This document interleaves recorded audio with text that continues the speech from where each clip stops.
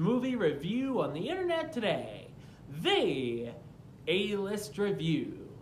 I am your host, the Game Changer, Wes Troop. And today I'm here with a review of a movie that came out back in theaters in limited release a few weeks ago. And I was interested in seeing this movie. I'm a Travolta fan, and when I saw the preview, I'm like, oh, that sounds like it would be pretty interesting. And then I became interested in this movie for other reasons, because it currently is sitting 3 weeks after its release at a big 0 on Rotten Tomatoes, and that just really heightens my interest for movies. That when I'm like, oh, okay, now I really want to see it. Is this worthy of the big goose egg rating that it has sitting right now? Well, I'll let you know what I think at least. My review of the 2018 crime drama biopic, Gotti, coming up now.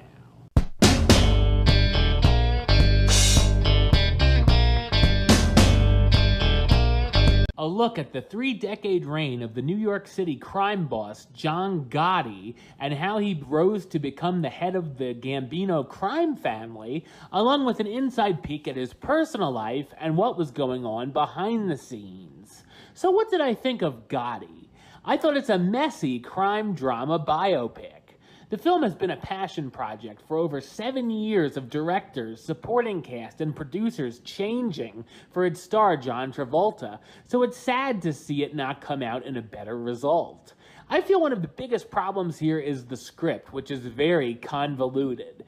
It's a non-linear film which jumps back and forth through the decades of Gotti's life, which has worked for movies in the past and can be effective, but here it just sort of makes things more complex than it has to be, as everything is randomly told all over the place. It could have and should have easily followed a chronological timeline that could have made it a better experience overall. I thought it was odd that the character serves as the narrator for the story every now and then, and considering we know his fate, I guess it's from beyond the grave. There's also a lot of other projects that cover the mob boss that gives more information. Here we get the usual bullet points, almost like a Cliff Notes version of his life. Another weird thing is that the important characters to the story will just show up without much of an introduction, but less important characters who are never seen again after one scene are given about the same build-up. Of course, we see things we expect that we've seen done before in other mob movies, whether it be the mobsters being shot in the street, cars blowing up, discussing the politics of the mafia, an older version of the character talking to his son in prison.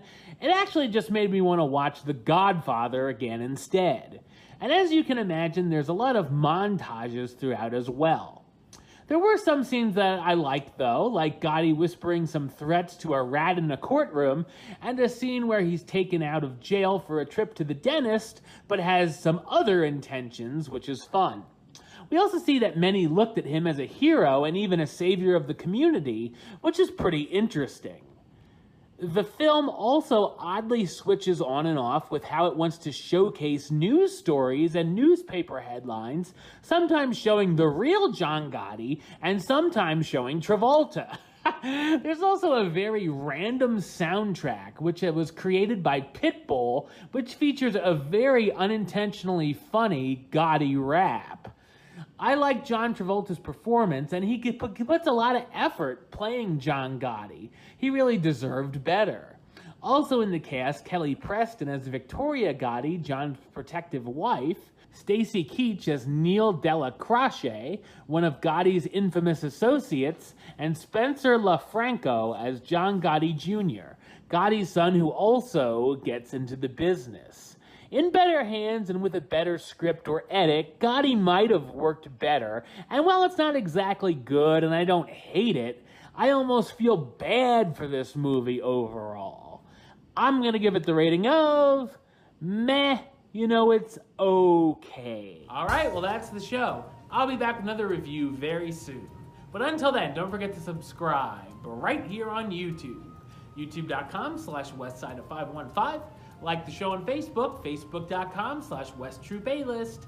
And of course, you can follow me on the Twitter and the Instagram @WestAlist. Until next time, Troop out.